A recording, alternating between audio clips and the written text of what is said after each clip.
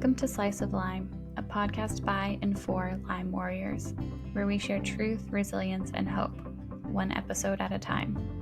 We are not doctors, and this is not medical advice, just real stories and what's worked for us on our own journeys. This episode is brought to you by Microbalance Health Products. Their liver health and detox bundle have been a great support in my mold recovery. It includes 3 supplements: L-glutathione, NAC, and micro-detox liver support that help my body's natural detoxification processes run smoothly and support my liver to process toxins more efficiently. I've noticed a real difference in my energy and resilience since adding this bundle of supplements to my routine. You can find the Liver Health and Detox Bundle, along with many of our other favorite mold products, at microbalancehealthproducts.com/SOL and use code SOL at checkout for 10% off. Hi, guys. I'm Calvin/Callie. I'm your host today. I'm joined by Christen and Jeff Owen. He's an expert in mold mitigation, water remediation. His company is called Clean Start Environmental. And so, yeah, Jeff, if you'd like to talk about your background, tell us about yourself a little bit. Jeff's my mold guy. He saved the day a couple times at our house, and we can dive into those stories too. Well, thank you, Callie, and Kristen. I appreciate it. And I've been doing this for a long time. It wasn't on purpose. It just kind of one of those things. I came from a cattle farm, went into the military. They that took up most of my first part of my life, and when I come out of the military, I kind of got involved with insurance, and the insurance company sent me for training in various places: Dallas, Texas, California, San Francisco, just all over. And I've been to so many states that uh,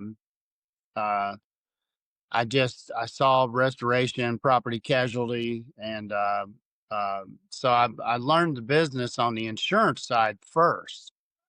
But then later down the road, around 1998, I switched over to restoration. So I've seen it from the insurance side, the adjuster side. Then I've seen it from the customer side. Then I've seen it from the vendor. We go out and take care of you. So, like I said, I've been doing it for 30 years and 4 months. And I'm I guess I'm pretty much a dinosaur in the industry now, but the industry is forever growing. It's huge. Here's the funny thing: people used to laugh and make fun of people who said, "I think I have mold. I smell mold." And for years, people were ridiculed and ridiculed. When I started the industry, I had to do my own research. I had to get everything I got from the insurance company. And they were like, well, you just keep researching, grow smarter on mold, and grow smarter on the water. When I started in the industry, there was no such thing as a standard. There was no protocol. So I figured it as I went, which was, worked out. And, if you get enough practice, you end up getting pretty good at it. If practice makes you perfect, then that's exactly what happened. So years and years later, they started out with all these classes and schools and certifications, and it really evolved after Hurricane Katrina. In Hurricane Katrina in 2005, I went down because I had already lived there and worked there in the industry for a couple of years. And when I went back down to the devastation of Hurricane Katrina, which is 20 years ago now, I went to I went to work with a group, and I mean a wide group, 20 and 30 different restoration companies. And the jobs were so huge that we all came together. We all worked as a team, and we all got that experience as a team. Um, we worked on St. Charles Hospital on St. Charles Avenue to restore it. The first two floors were underwater. We had to get that up and running, all the medical facilities first, so that New Orleans could have medical facilities to treat the people. So that's what we focused on. And we did it as a team. And that's how we all came together and we got things accomplished because of a big team. And we all learned, hey, this is the way to approach this, this is the way to approach this. The worst mold I've ever seen in my life was in New Orleans, Louisiana, in Hurricane Katrina. And I kid you not, when I walked into one place that I mitigated was the DaVita Dialysis Center. They, for dialysis. So I went in, the mold splotches on the wall were as big as my hand.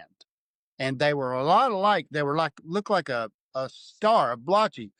I walked in and thought somebody had painted because I had flashlight. There's no power. I walk in, I shine the light, and I'm thinking how beautiful this paint job is. And there's pink, there's purple, there's green, there's Oh, wow. red, All kinds of there's mold. every kind of color. And it's Oh, amazing. And the blotches are like this big around on the walls.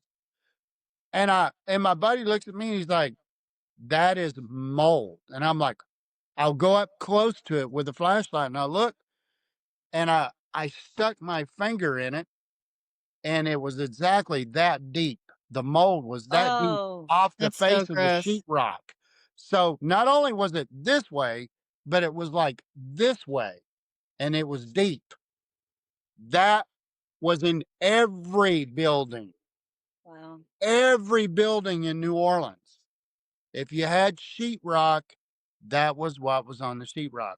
So all these experiences and all these things that happened back then, was the best learning in the restoration business ever. If you went to Katrina, I would say you're probably in the top 10% of restoration in the United States of America today. If you're still open and running, because bear in mind that was 20 years ago. So with that being said, um, protocol. Number one thing that all restoration companies, and they don't, but all restoration companies should do. Step one, the safety and security of the homeowner and their family, regardless of who pays what, protect the home. If you're protecting the home, you're protecting the family. Oftentimes, there's kids, there's puppy dogs, there's kitty cats, there's grandmas, there's everybody. So the step one you go in after you assess everything and you realize that they have mold is you set up containments. Wherever you're working, you have areas that are unaffected and you have areas that are affected. You don't want to cross contaminate and destroy the area that there's nothing wrong with it.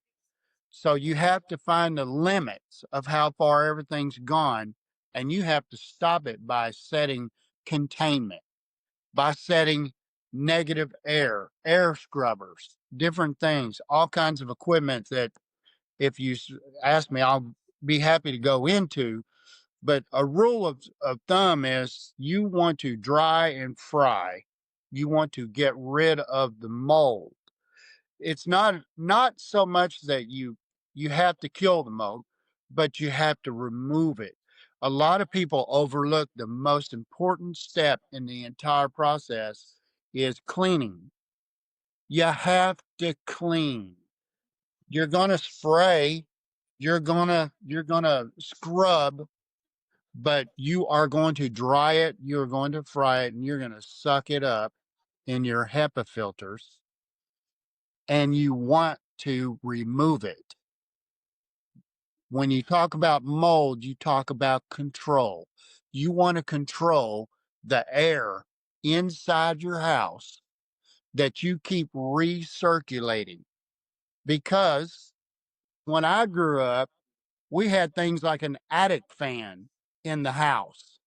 It sucked air from every window. And one thing I learned growing up, my parents and my grandparents were always like, you don't turn the attic fan on unless the windows are already open because that's negative air. So when I We talk have about, one of those, Jeff, at the flood house. We have one of those attic things that sucks up the air. And so if we yes, don't have the windows or doors open, it's sucking out like ash and all this stuff that's like in the yes. house. And then our house gets like ashy from the fireplace or like from whatever else is in the house. And it will. And that's what it does. And Yep. that is the same principle when I talk about negative air. That's what you have to have when you're doing mold mitigation. You set the plastic, okay, you use your 10 mil, whatever you would like to use. I use 10 mil.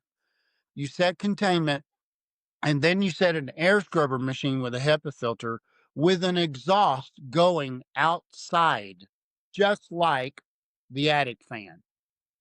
And it pulls in, and you always have one source where it can get fresh air. It pulls in and it blows out just like the attic fan. It'll put that pressure out of the house, and you exchange the air while you're working on the mold. You exchange the air. Okay. So you want to change the air in that while you're working, because while you're working, you are disturbing all of the mold because you're removing it. Again, the most important thing is take care of the family. Look out for the children, the dogs, and, the grandparents and everybody. Take care of the home, protect the home. That protocol of setting containment is so important. If you're going to keep the floors, if the floors aren't damaged, why would you have all kinds of crew members and contractors coming in and out, destroying the floor as they walk on it when there was never anything wrong with the floor to begin with? I'm just saying in a scenario. So you'd put ram board down, you'd protect the floor, you protect whatever you're not going to remove, you would want to protect it. And that is a monumental mistake that so many restoration companies make. They they come out, they tell you one thing, and they make it sound good, and then they send their workers and their crews out who are on a completely different page. And as they destroy what they're stepping on, what they're doing, they're throwing their tools down. They're damaging stuff that didn't have to be damaged. That wasn't affected by mold or water or fire or whatever, and we're not going to pay for that. Now you have an argument with your whoever's doing the work saying, hey, I want this new because this is now destroyed. So if you protect the house from step one, you protect the family. If you protect the family and you protect the house, you're golden.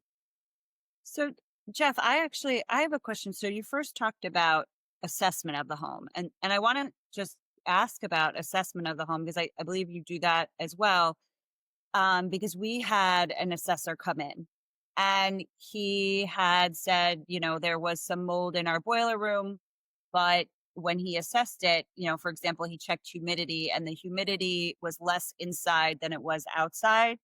And then he had said, like, you want to, switch the pipes under the sink. So key areas, right? Under the sink. And then he said, you have some moisture in the bathroom. Just make sure you turn the fan on.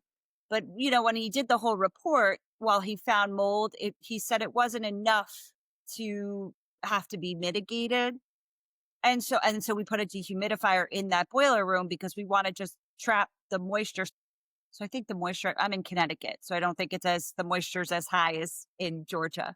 Right. But he said keep it at, 40 to 45 to 50 if the moisture outside is 60 or something. And so we are getting at least a gallon of water a day in our dehumidifier that we're emptying. But my question to you is, when you go in and you look at a home and you start assessing, are those the kind of key areas that you're looking for? Is that advice that you give? Like, is the advice he gave me, would that be similar advice that you give? Like, I found some mold, but don't worry about it. Or, do you do a deeper dive into the because I know like HVAC system could be a huge issue that now everyone's just breathing it in, and the whole, like you said, protect the home. But if it's in the HVAC system, are you protecting the home because everyone's just breathing in these dangerous mycotoxins? So I'm just curious about your assessment and kind of the steps that you take to protect the home and protect the family, and the advice that you give when you're looking for things. Great point. And I'm also very thankful that you brought up the word mycotoxins, because people don't realize how dangerous when mold gives off those off gases, those mycotoxins. I always illustrate it like this. Those mycotoxins that you're breathing. Imagine rattlesnake venom. Imagine you put rattlesnake venom in an aerosol spray can and you spray it. And all you do is just literally walk through that cloud, just walk through it. Well, that snake venom gets on your skin and it's absorbed. It goes in your nostrils, you're breathing, and you take it all in. It gets in the eyelids of your eyes, which is a direct into the body. Now, the reaction to that would be like your snake bit. That's how it would be. Mycotoxins are like 100 times more potent than that snake venom. Wow. That's crazy. Yeah. So every time you're in there, you're just breathing, you're taking it in. Depending on what level that it is, and I'm going to get into that, that's where it's at. And you're directly putting it in your, you're breathing, your eyes, you're taking it in. And not only are you taking it in, your children, or your spouse, or your parents, or your grandparents. And people always forget about their dogs. Dogs are hypersensitive to mold. Their scent, they can smell things that we could never smell. Dogs are so sensitive to mold. Okay. Cats, if you see that they're shedding and it's not really the season and there's no reason for them to be losing their hair like they're losing it, they're freaked out because of the mold. They can sense Oh, it. That's interesting. Animals can sense that wow. stuff way faster than even we can. There's a joke about me in the industry that I'm just an old hound dog. And then when they teach the class, when you go to mold class, they're like, guys like Jeff have been doing this for 30 years. They walk in the front door and they're like, yep, I don't even need to run the test. You have mold. Because I've smelled it so many times that my body is trained, and I know what it is. And as soon Yeah. as I hit it, that's Yeah, it. Jeff, I remember when our house flooded and you walked in and you looked at me and you were like, there's mold in your house. And I was like, how do you know? And you were like, I've been doing this for so many years. I can smell it. And Wow. you were like, trust me. And then you found it and you were like, come look. And it was the black mold. It was that one. And then you did your test, obviously, with your tools, which confirmed everything. But yeah, the second you walked in, you looked at me wide-eyed and you were like, Callie, there's mold in your house. And and I take no pride in that. But I But remember when you discovered it, Jeff, you kept looking at me and you were like, Callie, this is the best thing that's ever happened to you. And I'm like, what do you mean this is the best thing that's ever happened to me? But I like looking back now, I understand why it's the best thing, because you discovered it and you're getting rid of it. And I'm about to be able to live in the house is still rebuilding, the contractor's slow, but I'll be able to live in a mold-free home and I won't be breathing in those poisons and toxins. Like our family will be safe. So like now looking back, I'm like, okay, I understand what you're saying now, Jeff, because you kept being like, Callie, this is the best thing that's ever happened to you. True story. True story. Clean environment. And Kristen, to go back to, eh, let's say, so I get called out and I go in. Um, Obviously, I'm walking up. I'm looking at the environment outside before I ever get inside the house. I'm going to tell you why. A lot of times, people have big oak trees. They have poison ivy or some type of ivy or something growing all around the house. And I say that to say this, gang. Mold's everywhere. Mold is everywhere. And it's a natural part of life. If we didn't have mold, all those trees that disintegrate and rot and everything in the woods would never rot. It would just be there. Okay. Mold is a process that helps, the environment. We have to have it. Penicillin, comes from mold. However, that is not to say you want it in your house and you want it at a high level and you want to breathe it. It's not. And not there's so many hundreds of thousands of different types of mold. So some mold is like, you go through the woods and it doesn't affect you. Some mold, if you come in contact with it, you could have red blotches all over your skin. You could itch like crazy. You would say, "Oh, I got into poison ivy or poison oak." No, you didn't. You got into mold. There was a certain type of mold that has the same effect as poison ivy or poison oak. And you're like, what's going on? I had a couple. Anyway, long story short, uh, they're concerned about the house because, it's not a new house. So he's like, I get itchy. My nose gets like Pinocchio and I get, sometimes I even have a runny nose from it, you know? And he's like, there's mold in there. And I'm like, okay. Well, I walk in, I go in, and he's right. I smelled it. There's mold in there. Now, here's the trick. This bathroom's gorgeous. It's clean, and there's no visible mold. What do you do? Well, in answer to your question a while ago, and I hope I answer all of them, you're searching for mold. So what I like to do is I like to take a humidity reader, see where your humidity is. I like to pull out my thermocamera so that I can see behind the walls and the floors without ever touching them or disturbing them. I can see the moisture behind the walls. So I'm running my thermocamera all around it. And sure enough, the humidity's high. I look and all underneath their giant hot tub, inside where you can't get to it, it's wet. On the outside, right in the floor, right in front of it, it is not wet. Everything is dry. Everything looks good. Everything is clean. I'm like, okay, what's underneath of this? The garage. Okay.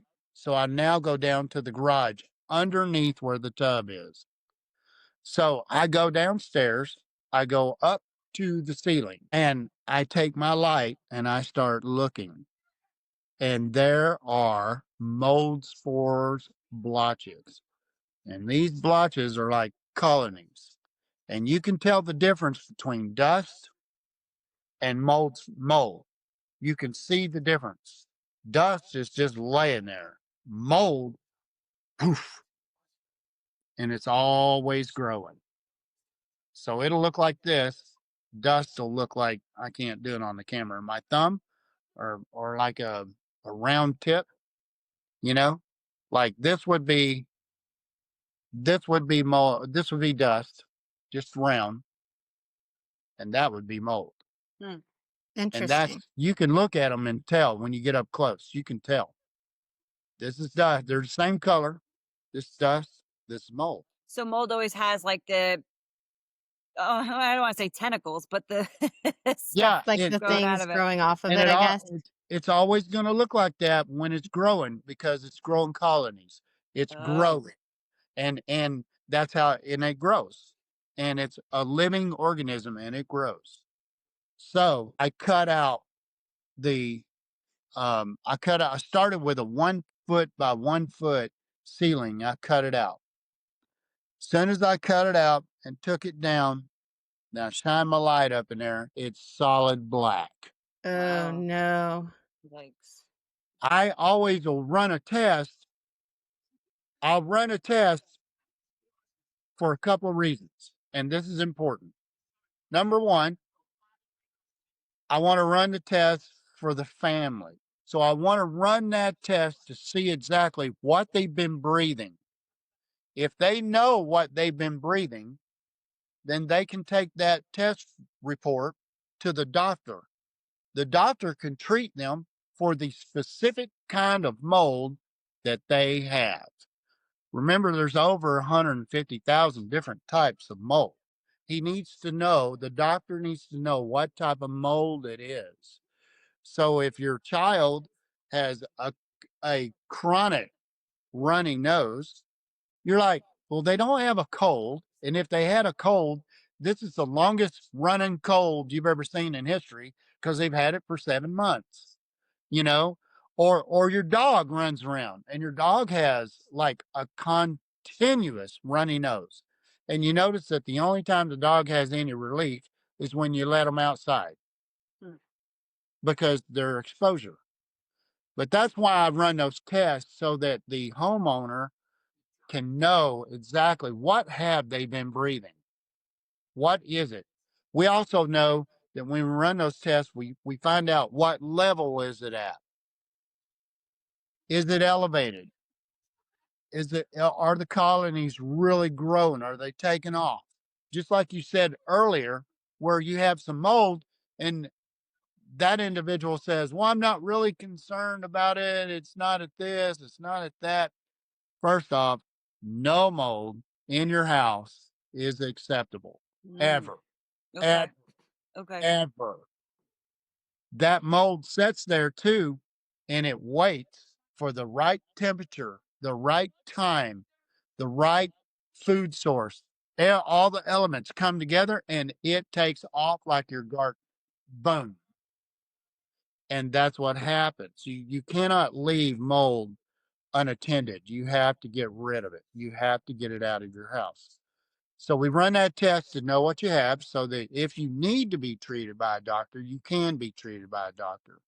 That's good. Plus, you know what's there. Remember, I told you, mold affects everyone differently. Yeah.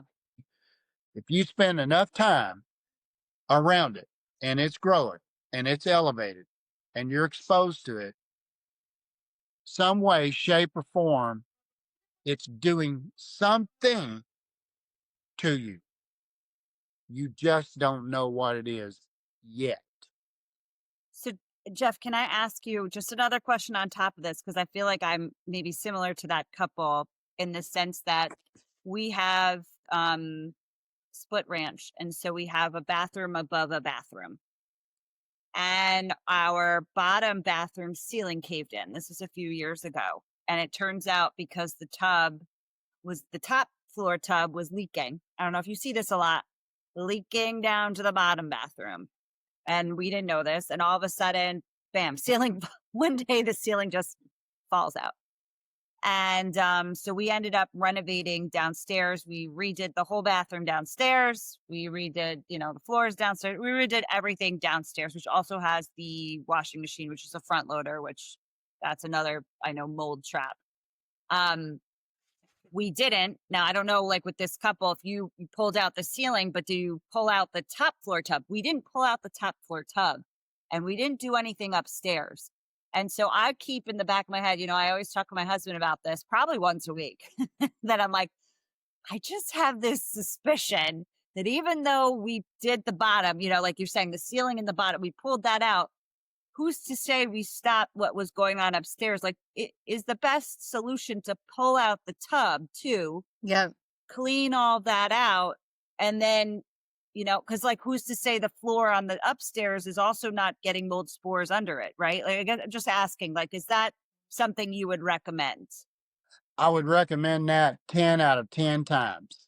Okay. Because we all know that, and I'm just going to say something basic. Throughout everybody in the industry knows this.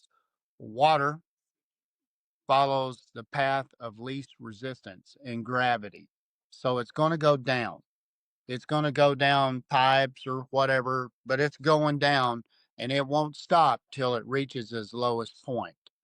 When it reaches its lowest point, typically that is most of your damage. Most of it. Not all of it, most of it. Upstairs, where it initiated, it happens, but it's extremely rare that the water hits wood or sheetrock or whatever it hits.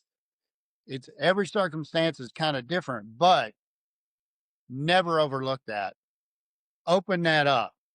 Open it up and look in there and inspect it and make sure.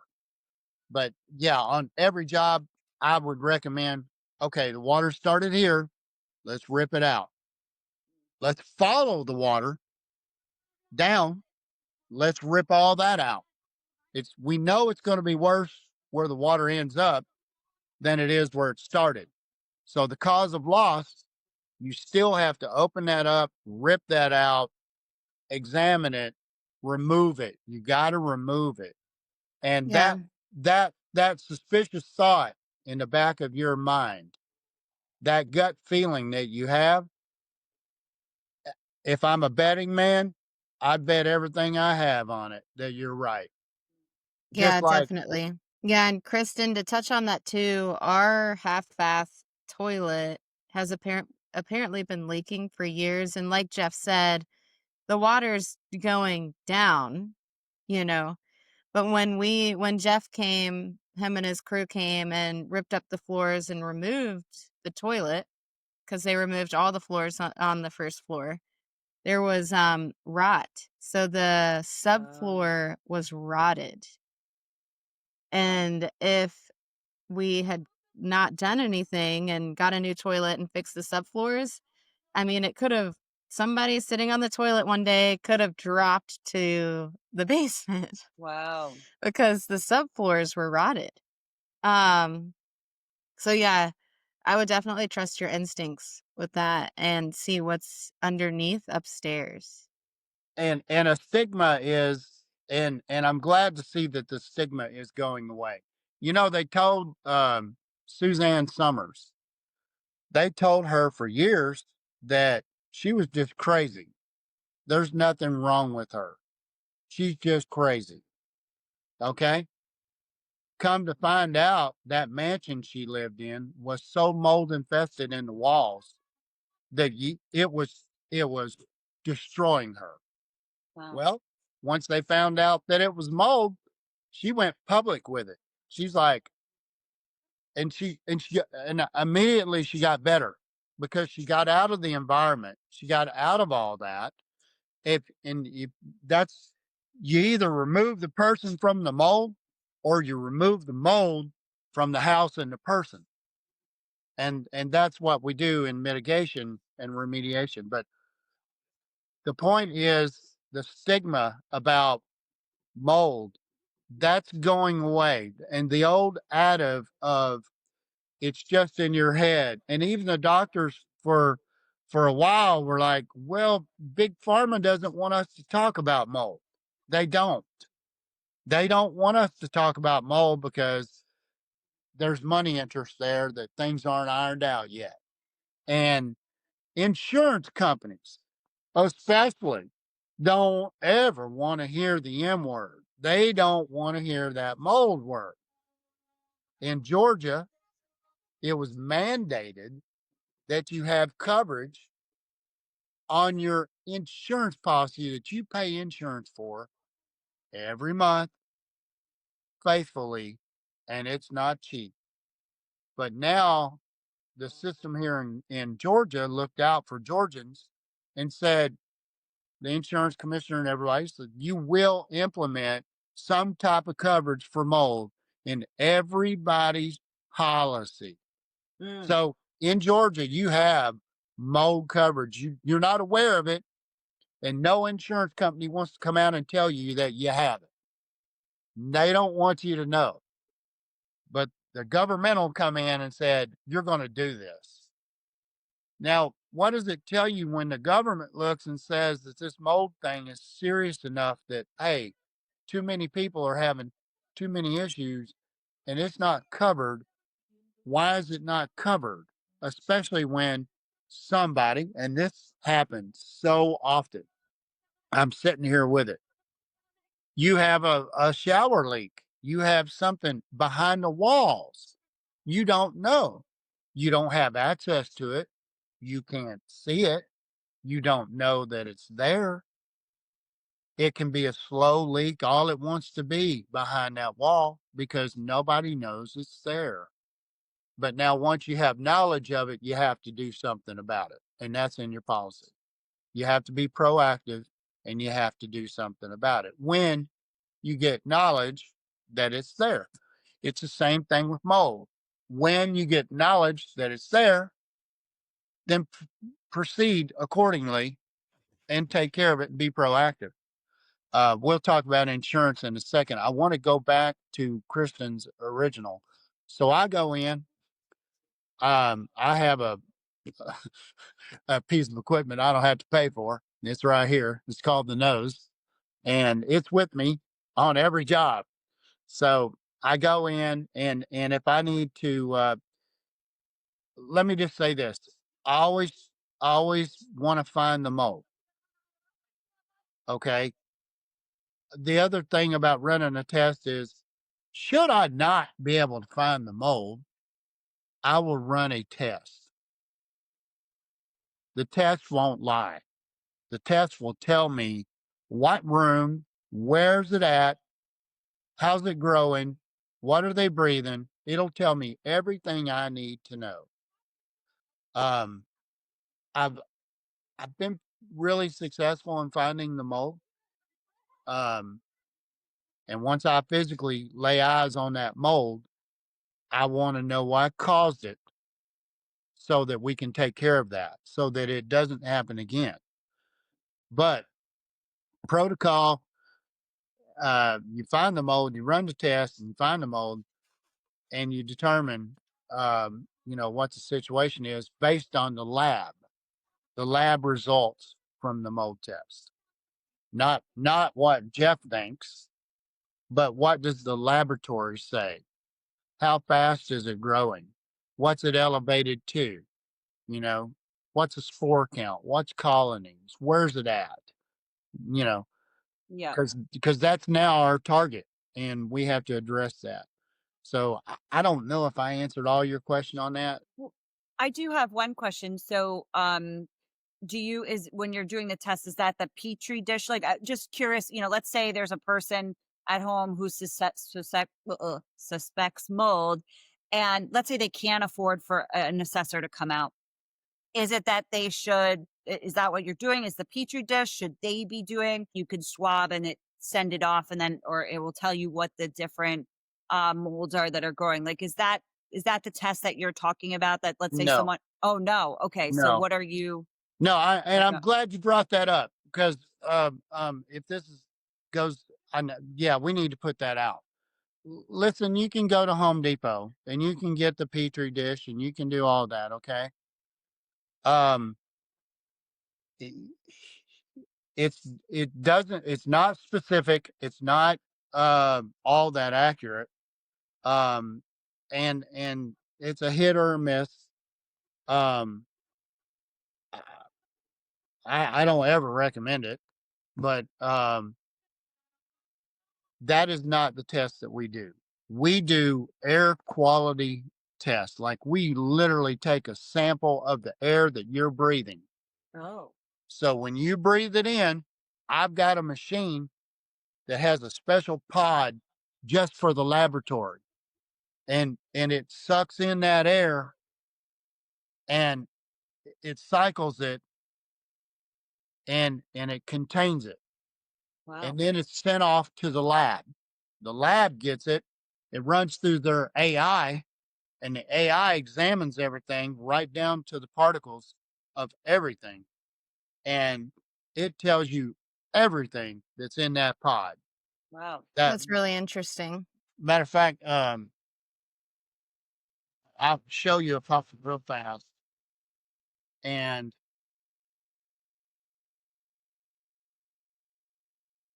this is a pod. That is a Pro 15. Hmm. And what the Pro 15 does is it runs and filters through the machine, extracting air from where you're breathing it, from the room that we take it from. And that is what goes to the lab. Wow. And the lab will send that through the AI and all their tests, and they will give you a full out reading. And that's the Wow. air test. Another test that we do is we have swab sticks and we have tack strips. The tack strips, I just stick it to the mold, the visible mold, and stick it to it. It's a slide. I pull it off, I put the cover back on it, and I send it to the lab. That slide can go in the lab. It goes under the microscopes of the AIs. AIs can read it all, and it's a beautiful thing. It's a beautiful thing. The one, let's talk about that. So the one in the Home Depot, or I don't know if you can get one at Lowe's or not, or wherever, but I do know there's one in Home Depot, and it's a petri dish, and it's Yeah. from ProLab, and what it's meant to do is it's meant to, I don't know how to explain this. If somebody goes to, like, in say a basement or a crawl space, and they see, because they don't have experience, but they see like fuzz on their furniture or something. Yeah. And they're like, is that really, is it just I haven't cleaned down here in a long time, or is it mold? They put that petri dish down, and those spores in the air are going to hit that dish. And once it does, it's going to take off, because that inside, that liquid inside the petri dish, that liquid is mold food. So if you have Mm. mold, Interesting. it's going to grow. It's going to grow. Now, if you keep that petri dish instead of sending it off, you keep it. You look at it in about 3, 4, 5 days. Guess what you got? Mold all the way across the top of your petri dish, because it's growing. It has Right. food. The spores are in the air, and when they land, if they land and they have food, they take off. They take off. That's how it is in your house. So if you have a high level of humidity, moisture, um, it will just simply take off. And Callie, I know you've had experience with that. Um, so basements are in Georgia are famous famous for producing mold. Yeah. Yeah. Yeah, and our basement floods a lot. I think the first time I met Jeff's come out and done our house a couple times. The first time I met him, we had that big hurricane come through. Helene. Callie, and we had so much water in our basement, and my husband is stubborn, and he wanted to try to get rid of it himself, but like he doesn't know about molds, mold growth, mycotoxins. Can't speak English sometimes. But I knew about it. And so I called Jeff to come. And when Jeff showed up, um, John Allen was like, no, I got it. But somehow Jeff was able to convince John Allen, and he saved the day. I mean, it's super important because if you just leave water and you don't do the job right, these dangerous particle like molds can grow and destroy your health. Well, so Jeff, is that what you recommend? So if any of us like that, the boiler room where the assessor found mold, but he said it wasn't enough. But to your point, any mold is bad mold. You need to get rid of it. So I have to talk to my husband about that. But if anyone has had flooding, let's say in the basement, or in my case, we don't have a basement, we have a boiler room flooding, like you should immediately again, all right, you got to suck up the air, wet vac, dehumidifier, do what you can, but then call an assessor. Like, you should definitely get someone to come in, because who knows what kind of damage has been done. Yeah. Is that something you recommend?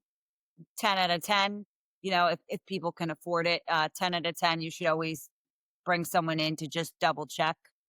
Well, yes, I do. I can't speak for other restoration companies, but I can speak for mine. I'm not a franchise. I'm an individual. I'm an independent. So I do not charge a call out fee. Okay. Oh, I do not charge on an assessment. I don't charge. I'm a firm believer in, if you don't go and see what you have, you know, then you don't have anything at all, and you shouldn't charge anybody anything. But that's me. On my cards it says in big bold letters there, no call out fee. No call out fee. hmm. Yeah, Kristen, there's some other So companies in Georgia where, like, if you call them, they're like, it's going to be $250 just Yeah, for me to come out there. right. Yeah. yeah. Um, I think that's why a lot of people, if they can't afford it, they try to do things on their own to mitigate. I don't know how you feel about an ERMI test, Jeff. I don't know how you feel, but a lot of people, they do they order their at home ERMI kit and send it in. And I think it's because, it's $250 and they feel satisfied with what they're going to get, but also you don't have that person coming in who could do, like you're saying, the air quality assessment, the larger assessment to see, like, with the experience, maybe you're getting some of it with that kit, but you're not experienced enough to find maybe the whole big Yeah. picture. And I would recommend getting a professional to come in and test. Someone who, tests and I have a company just for testing, and you've seen the mold monster on there. And the reason why I have a mold testing company is because I do like 90% of my work is insurance. So insurance companies typically don't like the testing company and the mitigation company to be the same. They want to see a test from a different company, then have a different company come in and do the mitigation, Hmm. then have the testing company come behind them and test to make sure, the clearance test to make sure there's no mold left behind. So, and I get that, and that's why I have a mold testing company, which this mold testing company also does. We do radon gas testing, lead testing, asbestos Wow. testing, and we go on and on and on with it. And Wow. that's our testing company. That company is not going to do your work. That company is there to tell you exactly what you have, and then turn it over to the mitigation company. The mitigation company can come in and tell you how much it's going to cost, what it's going to take, how long is it going to be, everything you need to know about that. Then the testing company goes behind the mitigation company, and those tests need to be clear. So you test, and they don't have a conflict of interest because they're two different companies. Hmm. makes So, sense. yeah, Interesting. yeah. So sorry, I just have one more. I have another question, just because we're going, Callie's going through it, I'm going through it.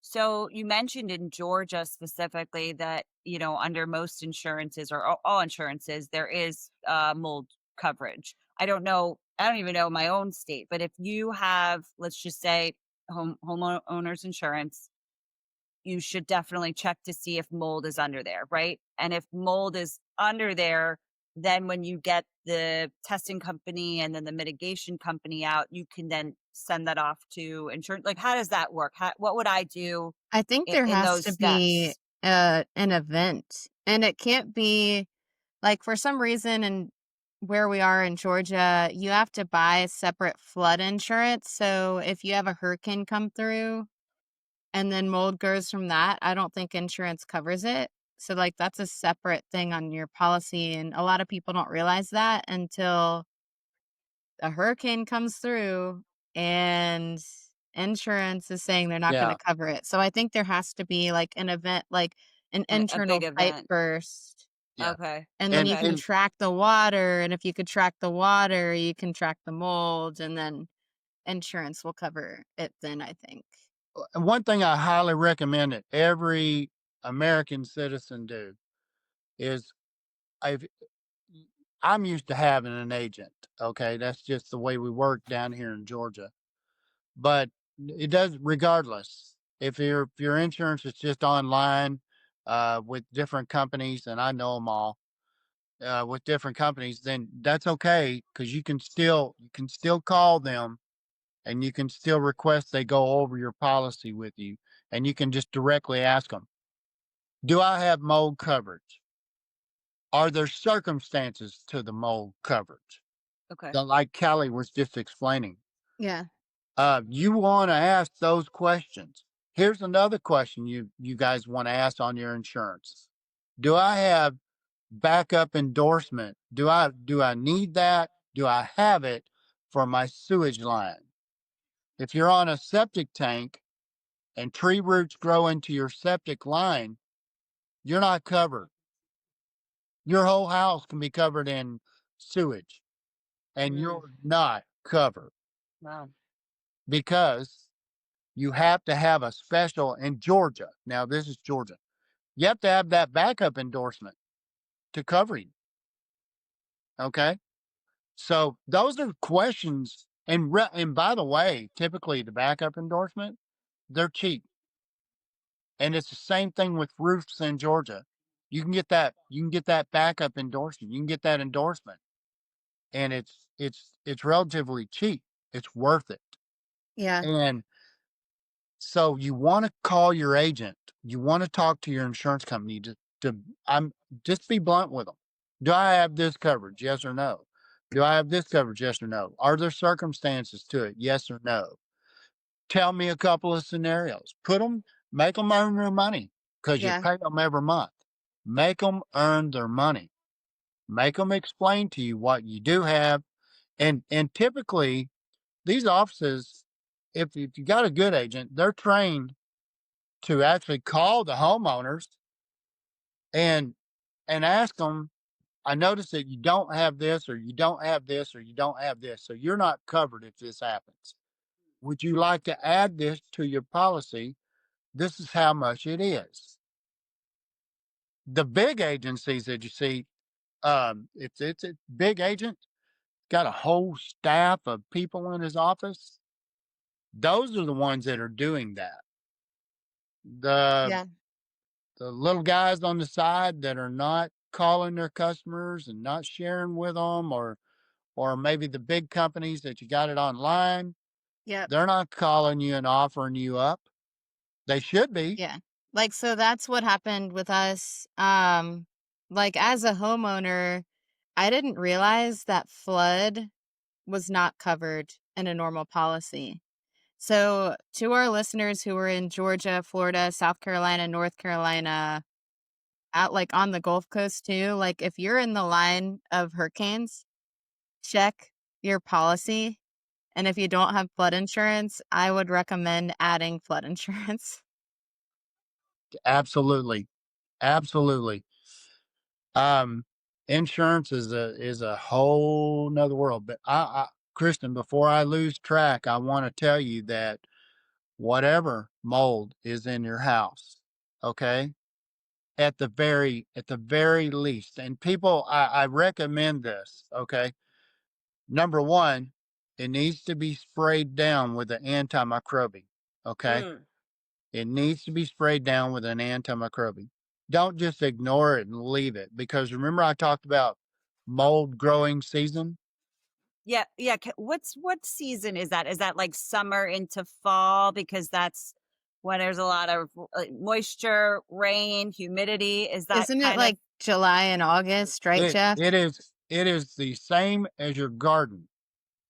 If you're Mm, going out to plant your garden, which is around April and May, yeah.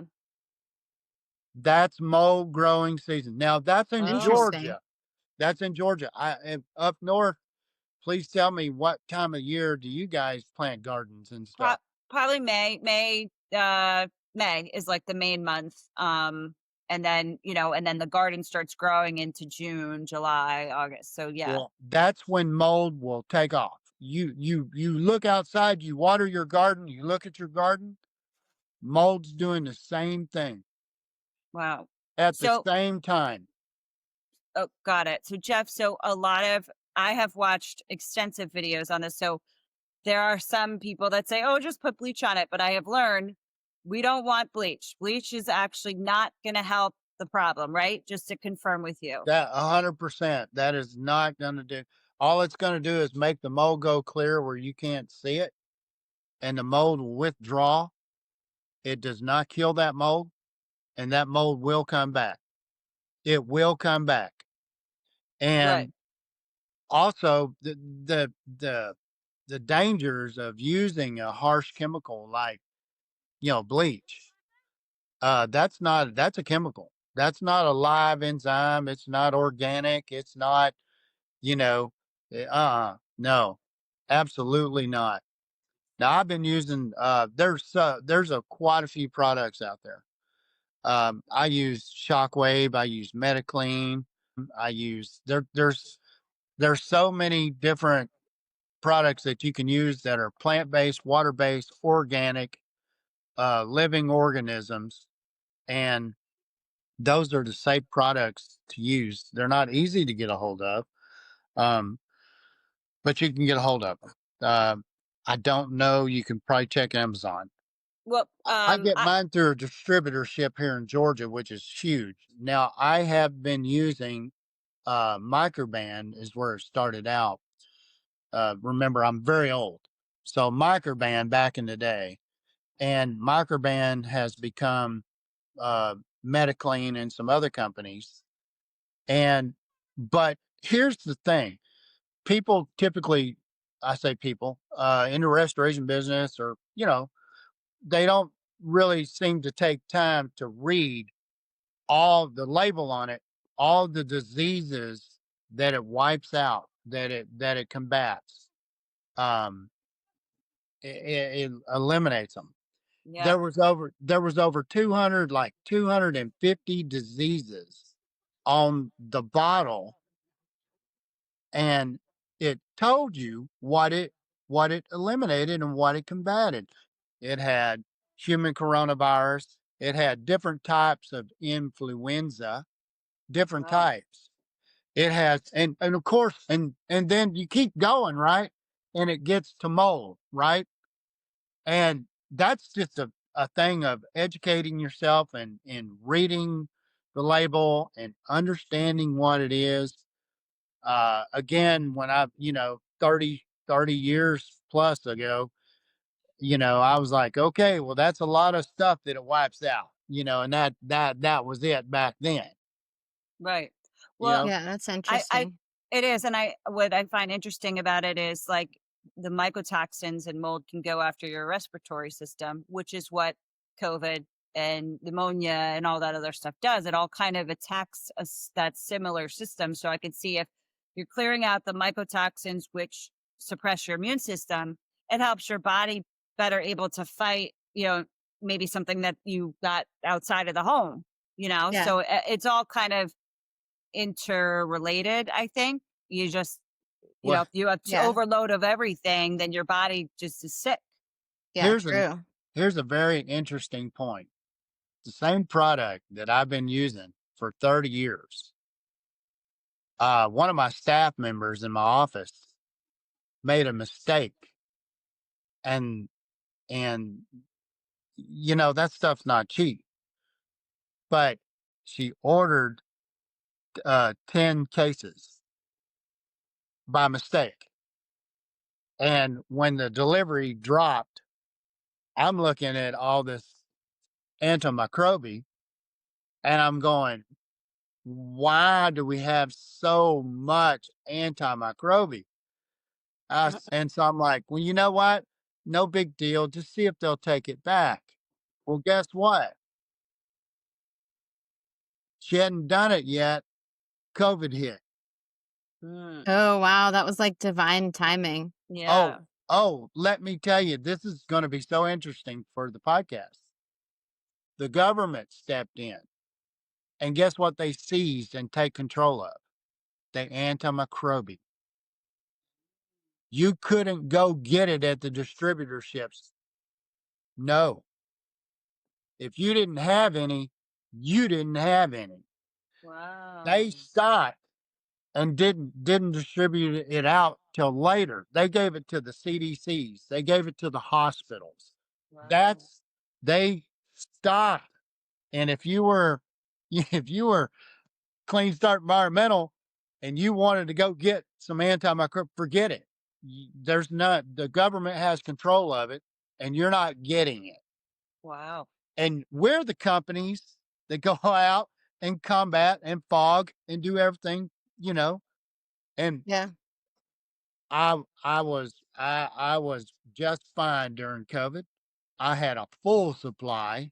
Yeah, that's I amazing. Yeah. I even shared with some of my restoration friends, and I said, hey, just when it comes back on the market, just give me the bottles back. We're not making money on each other. We're just helping each other out. And Yeah. so I Yeah. Helping shared. each other through. Yeah, I shared so that, because I can't do all the work, obviously, right? Yeah. Yeah. I'm only a piece in the puzzle. And this is what FEMA hasn't really figured out yet. FEMA needs all the pieces to the puzzle. They need to be like back in Hurricane Katrina, where all the restoration companies come together and work together for a natural disaster. When a disaster happens like Yeah. Katrina, let me tell you, there's horrendous amount of work and not enough workers. Mm. Yeah. So you that's something that I would like for FEMA to step in and do a better job of working with all the restoration companies and letting the restoration companies band together and come together to do a huge giant job. It's not just one company going down and taking care of things. It has to be multiple and multiple companies because there's way too much work and not enough companies. And Yeah. and so I won't get off on that too much. But I did want to share with you that the government took control of the antimicrobial. That's wild. Yeah. I So That's crazy. very interesting. Um, I have been using that product for over 30 years. And that's the first time I'd ever experienced anything like that. And Yeah. me reading the crazy. label, and I said, when you read the label, I felt like an idiot because I looked at the label again and it says human corona virus. Yeah. Yeah. That's wild. Yeah. So Jeff, I know you're talking about antimicrobials. I use Microbalance Health Products. I have the enzyme cleaner, like you said. I have the mold spray, the laundry additive, and one of the main places I hit is my front loader because I will smell the mold. This is even after like 2 weeks of using it, and then I'm like, what the heck, you know? So I'm constantly in there cleaning with the sprays, and I use the enzyme cleaner everywhere. But let's go back to my boiler room. We know there's some mold in there. I don't want to go in there to touch the mold. I bought I have one of the masks, Uh-huh. but when you're doing renovations and such, or if you're an at-home person who's like, let me go in there and see if I can clean some stuff up myself, which I know, probably don't recommend. You want to get that full body suit, right? Like the mask is not going to cut it. I just want to make sure because the spores can, like you said, get in your skin. So I just, for anyone at home that's like, let me do this project, because one of my best friends has it in her house and no mask, went in there with black mold bleach. And I was like, you really shouldn't have done the bleach, but nothing. And then she had, respiratory issues after the fact. So it just, what would you recommend? You get this full suit, the gloves, The the full mask. suit. I Like, are you remember. getting the full suit for this? And then you get your antimicrobials? If the job is not like Hurricane Katrina, Right.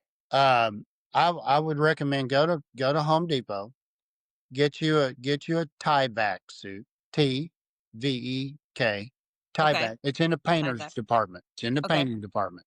Okay. Just buy you a suit, get you an N95 mask. Okay. Goggles. Get you a set of eye goggles. Okay. Okay. Put the suit on, put the goggles on, put the N95 mask on. Get your agent that you're going to spray some type of antimicrobial.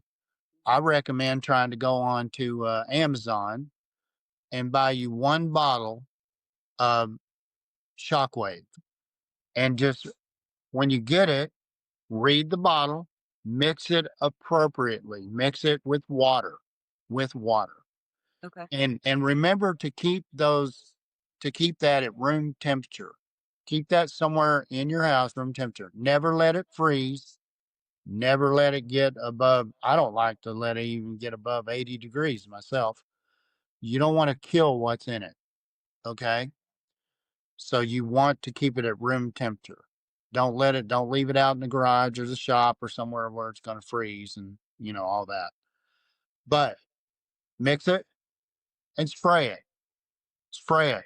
And then take you a cloth or a brush or whatever you can get in there and get with and brush it. Brush it. Wipe it. When you get done wiping it, spray it again. Okay? Spray it again. Leave the spray on there because it's going to work. And if you do that, you should be fine. If that's a DIY, that's a Yeah. yourself. Okay, Yeah, because Jeff, I that's if think when you did our house, you were wearing like the full suit. Like, and I remember you showed up and I was like, should I be wearing a suit? I'm like, and because I mean, depending on the situation, what it calls for, I wear the full face mask, yep, Yeah. respirator, and everything. Yeah. yep. It's called personal protective equipment, Yep. PPE, and always wear gloves. And when I say gloves, uh, wear the I like 7 mil. You can get them at your distributor. You can get them on Amazon. Order whatever you like, but um, I don't care for 5 mil, but 7 mil's fine. But you can use Okay. 5 mil for a super light job like you're doing. Five Yeah. mils, 5 mil's fine. Okay. And just get those surgical gloves, 5 mil, and you'll be good to go. And a light job, but don't ignore it. Spray it, wipe it, and then spray it again. Okay. Have on a mask, N95 at the very least. I don't think you need a full face mask in this particular situation of yours, but don't ignore it because what you're doing now, simple and easy. If you leave it, it doesn't become simple and easy. It becomes very dangerous and complicated. Right. Right. So just get rid of it. Oh, important factor. Listen, I recommend everybody, especially like in your boiler room, I recommend that you spray antimicrobial down there at a minimum of once a year. Mm. Oh, At a Okay. interesting. minimum of once a year. Okay. The product, if you read about the product, it has a 2-year guarantee on it, warranty. Oh, okay. I tell people spray once a year and be done. I've got people that call me to fog their attics once a year Mm. Oh, wow. because I've already taken care of the mold there in the past. and they don't ever want it to come back. And in Georgia, they build these houses that are stacked. And when it comes to the attic, it's like 2 stories up there. The attic is Yeah. so huge. It's so huge. I mean, you just wouldn't believe it, Wow. but it's huge. And we And have you so walk, many trees down here too. yeah. And so you trees, dirt daubers, wasps, anything that can get in there and um, just lay their eggs or whatever, they carry mold in with them from the Wow. outside. We, A squirrel, I've had squirrels. I've had the reason why a very NBA basketball player calls me up, and he's like, Jeff, I'm super busy, but my wife says we have a problem in the attic, and it's the squirrels, and I think we have some other problems. And I'm like, I got you. You go play in your tournament. I go over there, and yeah, there's acorns everywhere. The squirrel has eaten out the vent cover, gone into their attic, which is which is astronomically huge. But he's got acorns everywhere, and he's got a nest. And guess what? These wet acorns are doing. They brought Collecting in the mold. mold. That's right, mold. So oh, now the wow. mold's growing in his attic because the squirrel's bringing in all these acorns, Oh, wow. It's and and crazy. and especially the rain, squirrels bringing in the old moldy, rainy acorn, and now he's bringing it to their attic. So not only did I clean it all up and replace the insulation, and of course put steel cage bars where the squirrel can't eat through it, and fogged it. And now I fog his house once a year. And Wow. and that's us in full suit, full mask, everything. And that's removing materials that are already molded and doing all of it. We just wipe that right out. We fog it. And Wow. we fog it once a year. In the last 12 years, he's still in the same house, no problems. That's amazing. Yeah. And and I'm gonna tell you another step why he wanted that fogging every year. He goes up there himself. He pulls out his air conditioner filter. It's his HVAC is in the attic. Interesting. In Georgia, they've started building the HVAC systems about 15 or 20 years ago. Somebody said it was a great idea to put in this giant space in the attic to put your whole HVAC system up there. That's a terrible idea. However, he changes that filter, and he knows that it's all exposed, and that blows through the entire house. Yeah. So he gets it fogged once a year. That's what I recommend for everybody. I recommend you fog your attic, you fog your basement or your boiler room once a year. You either fog it or you spray it yourself. Okay. And in a case of an attic, you can't because there's spaces you can't get to. Yeah. In some spaces, maybe in a crawl space or something, you can't get in there. But that doesn't mean you shouldn't fog it. You should fog it once a year, especially Callie will tell you how much rain we've had this year. It's Mm. it's Yeah. we've never had this much rain. It's almost like we live in a rainforest. That's how much rain we've gotten. Wow. And it's so true. And all these low crawl spaces, that's what I'm getting calls on right now. Crawl Mm. spaces that are 2 foot high, 3 foot high, 2 foot high, a That foot are and a half. they're collecting water and then causing mold. Mm. Well, it's growing up on the subfloor Mm. because there's such amount of Oh, that humidity makes and sense. moisture. But I can just say that a preventative for that is that you already have the antimicrobial in there when it's unaffected, and it won't ever get affected. Right. So you put that coating of that fog of that antimicrobial in there once a year. The product says you're good for 2 years.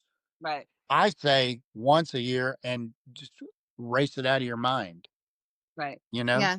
So Anyway, take the preventative measures, yes, and then you're not going to have a big problem because you're getting ahead of the mold. that's exactly right. Essentially is what you're That's saying. really Yep. good advice. You said I've it better than I actually can say it. I've actually never had somebody like give that advice to get ahead of it before it's a really big issue. Yeah. Yeah. Right. And cost effective. Right. Yeah. No, obviously, if I go into like a little a 3-bedroom, 2-bathroom ranch house with 8-foot ceilings, and all of a sudden they've got this pull down little attic thing, and their attic is like you've seen it before, 3 foot tall. Um, then I just take my machine up in there and I can fog all that, and I'm only going to charge them like $800. Okay, because it's a much smaller space and it's confined, but it doesn't mean that it doesn't need attention. And so if they fog that once a year for $800, they will not have a problem with that Yeah. unless a tornado comes along, rips off the roof, they throw a tarp on it, and they never fix the roof, and the water stays up there. And every time it rains, it comes in. That's a different circumstance. That's a Yeah. different scenario. Yeah, But if you, 800 like yeah, a year to get ahead of it is a lot better to 10 to 20,000 when it becomes complex. Problem. Right. every day, all day. Right. Yeah. But before we do conclude, is there anything that you'd like our listeners to know, Jeff? Something really important to you that you'd like to let the listeners sit with? Yes, and I hope everybody hears this. If a restoration is not willing to come out and do a free assessment with no call out fee, hang up and call the next restoration company. Okay. The person that comes out needs to know what they're doing, what they're looking at, and how to address the situation. Okay. Be advised that in most restoration companies, most all of them are savvy and smart this way.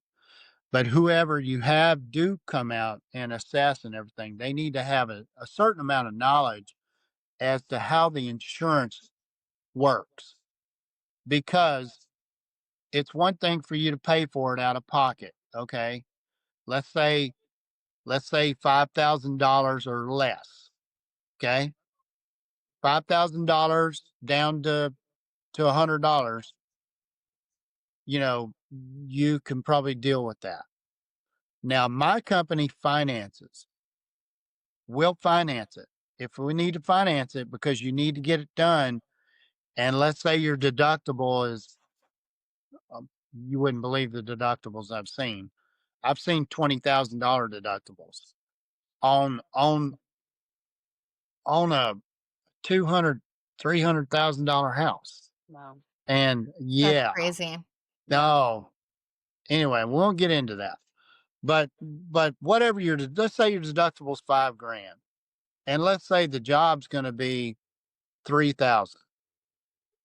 You do need the job done. It doesn't meet your deductible. So, you know, uh, companies like mine will help you out, finance it, do the job, and work it out with you. So, find you a company that's willing to come out at no charge, assess it, give you a plan. Okay. Right there on the spot. They don't need to go back to the office and start punching up numbers and all that. If they do, the right guy didn't come out. Mm. Okay. They should That's be able good to to tell know. they should be able to tell you on the spot a ballpark. Okay. And be very close within that ballpark. Remember, the person that doesn't talk about protecting your house and protecting your family, you don't want them. Mm. If they don't start talking about ways to protect your house and ways to protect your family, check the box, go to the next restoration company. Okay. Because that's it. Safety and security of the home that you're taking care of and the family. Once you've established that, everything else will go smooth from there. Okay. And remember, don't, I always put this out, don't try to use your insurance policy as a maintenance program. You go ahead and call out and have that fogging done once a year. You go do things that are proactive to take care of your house. Don't depend on your insurance company to do that. Remember, anytime you have rotten wood, typically policies want you to be sudden and accidental. It Yep. happens like that. When Mm, you start talking about rotten wood, they're saying that's over a period of time. Yep. And remember, that has to be in a place where, like Callie, you can't see it, you don't have access to it, and you would never know Yeah. unless you were to tear it open. And Okay. luckily, with that instance, Kristen, our dishwasher pipe burst. So that was the sudden and accidental. So accidental that's thing. why all of it's been covered. But while we were doing the ripping up, we discovered that other leak where the subfloors were rotted. Mm, But because of the sudden and accidental, we were able to get have it everything covered. covered. Yeah. That makes so much sense. Yeah. And the beauty about it is, water travels like we talked about. So the water travels everywhere. So everywhere the water touches, I got to tear it out. Yep. Right. Well, that includes that other leak. It Yep. it didn't matter that she had that leak because it's got to go anyway because Yep. the dishwasher flooded Right. everything. It So did. So it was a blessing in it disguise was. because Yeah. It was. you got Yeah. to fix everything. Yeah. And at Um, the time, Jeff was telling me it was a blessing. And I was like, what do you mean this is a blessing? But now looking back, it is a blessing because, I mean, Yeah. we'd be poisoning ourselves living in it if we right, hadn't have discovered it. right. Yep. So, I just want to say, Jeff, if you're ever in Connecticut, I would love to have you come to my home. But for those in Georgia, where can they find you? Like, what's your website Oh, name, or okay. where do you want, the listeners to find you? Yeah, we're Clean Start Environmental LLC, and you can find us at cleanstartenvironmentalllc.com. It'll take you right to our website, and it'll hook you right up. And like I said, I never charge a call out fee. And until I retire, because I will retire probably in the next 5 years, um, I'm never going to charge a call out fee. We are so few that don't, but we're there. Find us. They're in Connecticut. I promise you, there's a company. Okay. And I would highly recommend that you go look at independent companies, because those guys are typically, they may not be on insurance networks and things like this nature, and they'll be happy to go look at a job that might be a potential job. They'll be happy to go do that. If they're not, that's not the right restoration company for you. We do commercial work, but my friends give me a hard time about it because I still love just doing residential work. Because if I don't do residential work, I don't meet Callie Mixons. And when you meet those people and you take care of them, you're friends with them for life. Yeah. I have a lot of friends, Love a that. I lot. love that. And Yeah. so Yeah. practically 90% of my friends in Georgia are all customers. That's how the friendship is that you build with your customers when you're honest, you're transparent with them, and you go to bat for them if it has to be an insurance claim. You talk we talk to the insurance adjuster. We don't leave the customer hanging in the wind to make one wrong statement that adjuster who just got out of school can check his box and say, well, they said this. That means I can deny their claim. Yeah. We don't leave the customer out in the woods with the wolves. We take That's care great. of them, and we want to be there. If the adjuster is going to talk to the homeowner, we want to be right there. That's great. Okay. And that's how you have to be these days because the language with insurance industry, you better watch everything you say and how you say it. Yeah. True. Words So like true. slow, leak, Yep. rotten wood, rusted, Yeah. corroded, those are things that adjusters tag. And they're saying, well, it's been happening over a period of time. You knew about it. blah, blah, blah, or something. Whatever they can find to deny you, Yeah. they will check that box. That's their job. And if they can get you to say something that you might have even said by mistake, and it wasn't even a true fact, but you was just trying to be helpful. When you're trying to be helpful and you're speaking in layman's terms, you're like, hey, you don't really know the language of the adjusting world. Yeah. You can get your claim denied in a matter of seconds. Yeah, Kristen, if I had gone to them and talked to them about the toilet leak first, like even though we didn't know about it at the time, like if things were different and I went to them and I talked about the toilet, then none of it would have been covered. But luckily, like my case was very cut and dry, major incident, like very accidental, sudden. I called Jeff immediately. So like it's cut and dry. But if things were different and I called and I'm like, hey, our toilet's leaking and there's rotted wood, then they'd be like, nope, You we're pay not for it covered. yourself, right? Yeah. Yep. Right. You're now stuck with the bill. Yeah. You know, we're talking like it could be 100, 200, $300,000. Yeah. You know, Like I think our claim when it's all said and done is going to be around 130 to 140,000 yeah, total, yeah, counting like the rental Crazy. house that insurance paying for, yeah. the storage facility where all our stuff is, the rebuilds, the mitigation. When it's all said and done, they're having to cover 130 to $140,000. Wow. Yeah, when it comes to insurance, I won't say that I'm the best out there, but if there's a close second out there, I sure would like them to give me a phone call because all I do is insurance. I up until like 10 years ago, I didn't do any work unless it was an insurance job. And because I got all the calls from the insurance companies. And that's where I marketed, and that's where my business came from. Today, it's different. It's spread out. Real estate agents, plumbers. We got the website now. We got all this stuff. We're on Google Business. Wow. You wouldn't believe how many car claims I get. Well, my aunt passed away, and she left me this car. It's been in the family forever. It's only set in the garage. It's a 2006, and it's got 12,000 miles on it.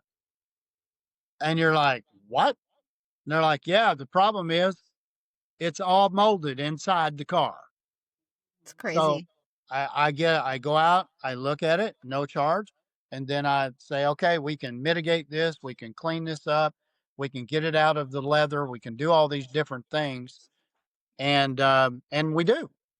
And we do, you know, I get calls from Remax, Keller Williams, et cetera, et cetera, et cetera, saying, hey, we got a really bad smell in here.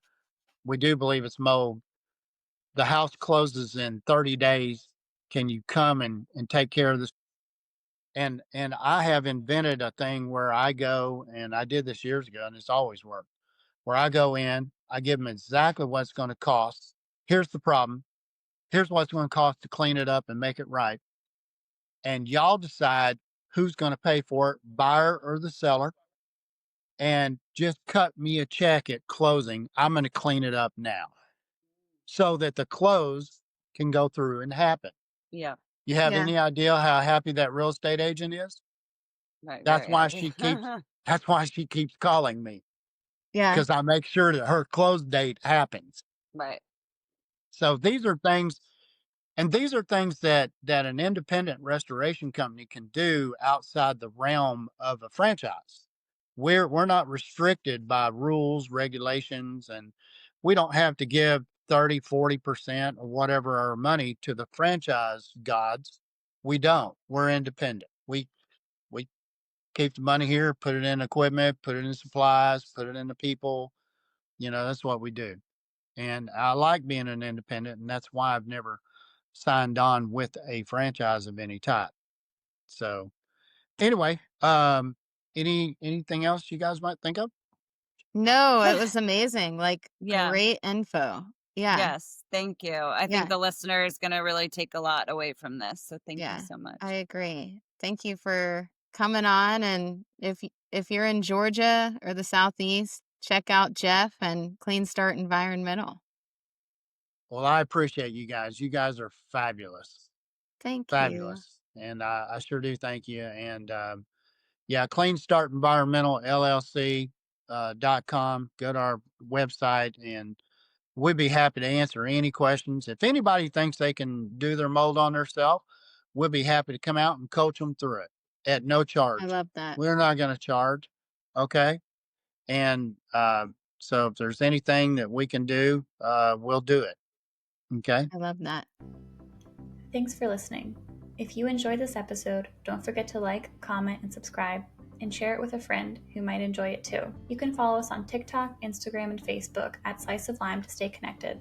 And we would love to hear from you. Send us your questions or topics you'd like us to cover in future episodes. Don't forget to check out the link in our description to see our sponsors and partners. When you use our codes or links, you not only get a discount, but you also help support the podcast. If you'd like to support us directly, you can always buy us a coffee through the link as well. We are so grateful that you're here, and we'll see you in the next episode.